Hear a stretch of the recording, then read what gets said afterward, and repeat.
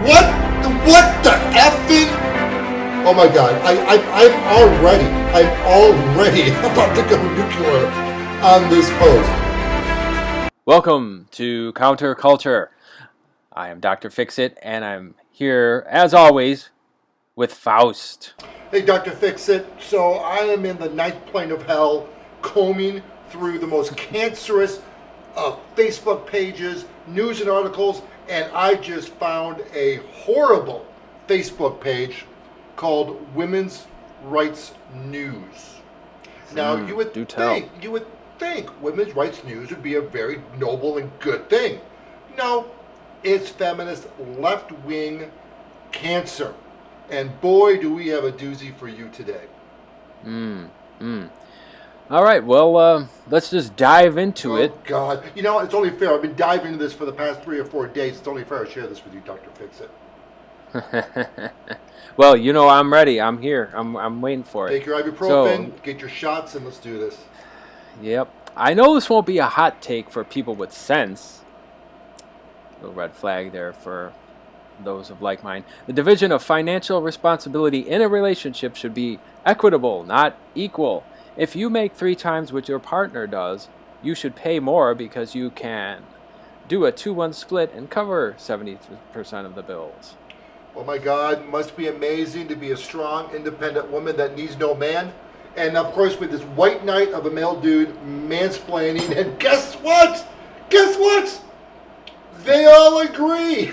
They agree. Oh my God. I'm a proud feminist. Oh, you have to pay more, by the way. There are tons of comments on this. Tons. 315 to be exact. And so let's just kind of hit the button. Oh my God. Scrolling, We're just going to scroll. Find a random one. All right, by Nebel Rain. They aren't wrong. However, it takes a bit to wrap the brain around this idea. What? And the longer one has lived with the everything must be equal or you're being taken advantage of concept, the harder it may be to wrap the brain around the idea. If one has been taking advantage of financial, that can make it even harder to unlearn. Oh, okay, I'm not quite sure I understand. Again, that's a big word salad. Got 21 likes, though, so let's take a look at some of the replies. All right. It can also create a power imbalance. Oh, my God. He makes more money than me. He pays... There's power? What? You know what? Are they talking about, like, the electric company? No. See, women have the power in almost every romantic relationship. You know why? You know why? Because they hold the keys. They hold the keys to the cuckoo, to the nighttime activities. They're the ones holding the keys. In my humble opinion, I think they have the primary power here. Mm-hmm. Well, it's saying power imbalance, and that's how many people get stuck in abusive relationships. It's a tricky. Why is this tricky? You know what? Okay. And it's uncomfortable. What else are they saying? In a healthy relationship, I think finances and responsibilities should be distributed based on what each person has the capacity for. I mean, that does sound reasonable, okay? My marriage is basically a formal agreement to go through on the buddy system, and buddies care more about each other than the details of exact financial ratios. Okay, so here are my thoughts. Okay, there's a difference between being married and dating. Okay, huge difference. Mm-hmm. Now, I did the whole dating thing, and I was dating this one woman. I paid for everything. And I broke up because of it. And it's not like, I mean, if she would have made gestures to pay, I probably, no, I got it. But I paid for everything. Dumped her. It was just expected. Yeah. I would love to be in a relationship with a woman that would even pay a third. You know, actually, I have a comment about this. Let's get to them paying a third. We're not even there yet. You know, they pay a third. I think most guys would be happy if they paid a third. Now, we're still talking about dating. We're talking about dating. We're not talking about marriage. Yeah. It's completely different. Because I do agree, once you are married, what yours is, what hers is hers, and what mine is hers. No, I'm sorry. Well, it's a general. Well, you've got it on the head there. Yeah. So, but when you're dating, though, you know what, ladies, if you're listening, pay for a couple meals a month. You know, I could see even on the first date, I'm done with the expensive meals on the first date. I'm done with that. Our first date's a cup of coffee. Okay, I'm done spending $150 for a date. For God knows what's going to happen. Oh God, this date sucked. So not only did it suck, I just dumped $150, cup of coffee. But you know what though, I completely digress. Let's scroll down a little bit more. Let's see what else we got there. All right, spinning, and stop. How about Chris Knight? We've been married 25 years. I handle most of the bills and money. He certainly. I thought Chris was a. It must be a woman. He certainly helps by handling a few of the credit card payments. He's not cursed with male fragility or trying himself Male to fragility. make more than me, even though he does. What the hell does that mean? I mean, again, you've been married for 25 years, and again, I think your argument is moot because you're married for 25 years. It's each other's money. Have a nice day. Yeah, I mean, that's what we do. Is each paycheck goes into the checking account and you pay the bills with it, and this isn't even a topic. Okay. So I like no go back to Sean. I like Sean. Sean made a comment. Where did that go? No. How about two adults do what works for them, and if they can't agree, sucks for them. Oh, that's actually reasonable. Oh, wait a second. That was written by a dude. So open up the replies because I know he's getting mocked in this. He's going to get mocked for this. Oh, bang on, mate. Oh, yeah, of course.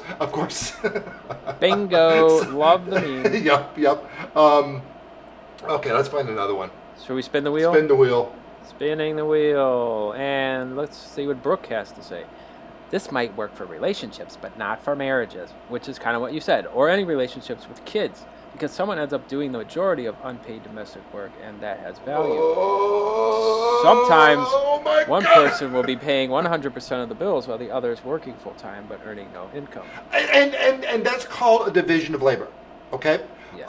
If I had a wife that worked full-time, she made the money, and I was a caretaker, guess what? My job is to make sure the house is clean, make sure the kids are fed, make sure dinner's ready. So when she comes home from work, she can completely just decompress. And I would expect the same. If I worked full-time and my wife stayed home and I came home to a messy house, I had to make dinner, kids are not taken care of, guess what? That bitch is going to be kicked to the curb. Because we're done. We're done. I'm not taking care of that. Now this is a little bit of a loaded replies here. Unpaid domestic work is valuable contribution to a household and must be valued as such. I agree. I think you misunderstood me and I apologize, blah, blah, blah. Okay, the contribution would be 0% and there's no income, but would you suggest also no money for personal expenses such as car, clothing, etc., when that's the case, despite contributing, although not financially, to the marriage and the children of the marriage?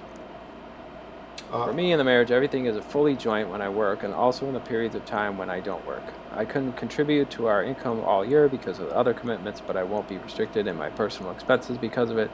After all, my family benefits from what I do. See, these people are just arguing about. No. She makes a point, though. She thinks that when she's not working, she should be able to spend money like she was when she's working. No, it doesn't work that way.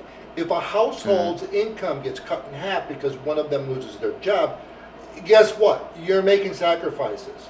Okay, and so is your spouse. Well, yeah, and you should consult the spouse. You just don't go out and shop at Macy's. I come home from work, I see a brand new Mercedes in the driveway. I'm like, what the fuck? Why that's not going to happen. No, not at all. That bitch is being returned. Oh my God! Right. Like much like how the rich should pay more in fucking taxes. One second. Ow. Oh. All right, come back down. Come back. Jesus Christ. Oh my God. Okay. I'm back. What else do we got? Some of these people don't say whether or not they are married, which again makes a difference.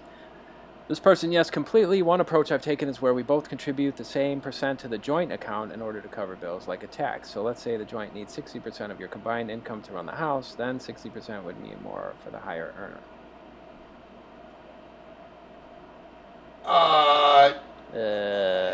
What? Just have one checking account and have both of them go in there. Or maybe the smaller income can go directly into a savings account.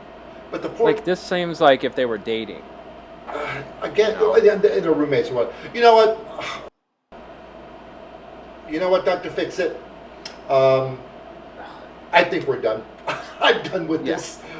Final thoughts. Final thoughts is, you know what? If you go on a date, chip in. And you know what? And if you can't go to that Gibson Steakhouse, or that expensive sushi place in downtown Seattle, don't go. Don't go. Go to Chili's. Just sit within your income. If he wants to go someplace nicer, well then yeah. If you can't afford it, let him know. I can't afford to go there. Or if you guys are going on a really big expensive vacation, you just tell them up front, hey, listen, if we're going to go on this vacation, it's going to cost us $5,000. I can contribute $800. That's what I can contribute. And then he makes a decision. You know what? Let's go someplace. Let's go to the Wisconsin Dells instead.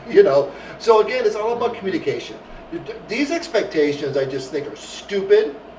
And this whoever this person is, the total white knight, I don't think he gets it. Am I off base, Dr. Fix-It? Well, it sounds like the initial, what he's saying, that, it should be equitable, not equal. Because most people don't make the same amount of money. Mm-hmm. If you make 3 times, you should pay more because you can. Well, again, it's just like a husband and wife, both working, should put their money in the same account. I mean, this is what I do. I'm not saying that everybody should do this, but it isn't even a thing. You put your money in there and you respect each other. If you want to spend the money, you should be consulting with each other. It's a team effort. The finances are a big thing in a marriage, so it's a team effort. You want a guitar, then you got to discuss it. And how could we afford it? You want to go buy a new dress? Well, let's figure out how we're going to do that. You don't just go do it. Right, and it goes both ways. So if the one partner is making 3x to the other partner, the partner making 3x, they still have an obligation to communicate to their partner on what they're doing financially. Don't keep your head in the sand. And if you're not making that much money and you do want to make a big capital, big purchase, like maybe a new car, a $400 purse, whatever, I want to buy this tailored suit for $1,800. You got to communicate that to your spouse or your living, however that relationship is defined.